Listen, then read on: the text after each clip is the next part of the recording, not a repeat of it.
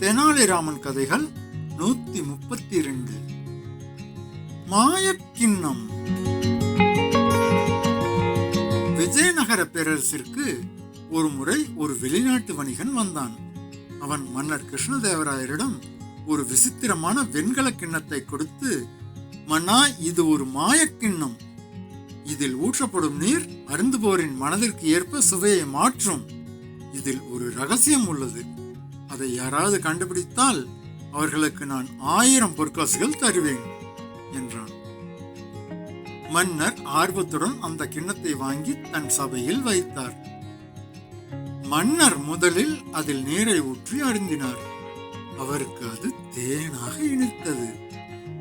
அடுத்து வந்த அமைச்சருக்கு அது கசப்பாக இருந்தது.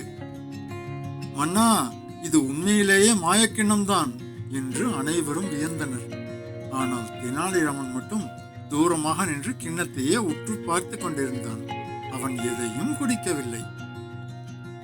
மன்னர் தெனாலிராமனை அழைத்து, ஏன் வேடிக்கை பார்க்கிறாய்? நீயும் குடித்து பார் என்றார். தெனாலிராமன் கிண்ணத்தை வாங்கி அதில் நீரை ஊற்றி குடிக்க போனவன் திடீரென கிண்ணத்தை கீழே போட்டு உடைத்தான். சபை அதிர்ந்தது. மன்னர் கோபமடைந்து, தெனாலிராமா, விலை உயர்ந்த பொருளை உடைத்து விட்டாயே, இதற்கு உனக்கு மரண தண்டனை கூட கிடைக்கலாம் என்று கத்தினார். மன்னர் தண்டனை வழங்க முற்படும் போது தெனாலிராமன் சிரித்துக் கொண்டே, மன்னா, உடைந்த துண்டுகளை பாருங்கள் என்றான். கிண்ணத்தின் உட்புறத்தில் மிக மெல்லிய மூலிகை பூச்சி பூசப்பட்டிருந்தது.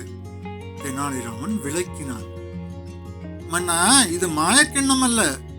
கிண்ணத்தின் உட்புறம் வலது பகுதியில் இனிப்பு மூலிகையும் இடது பகுதியில் கசப்பு மூலிகையும் பூசப்பட்டிருக்கிறது. நீங்கள் குடிக்கும் போது கிண்ணத்தை வலது பக்கமாகவும் அமைச்சர் குடிக்கும் போது இடது பக்கமாகவும் சாய்த்து குடித்தீர்கள். அதனால் தான் சுவை மாறியது.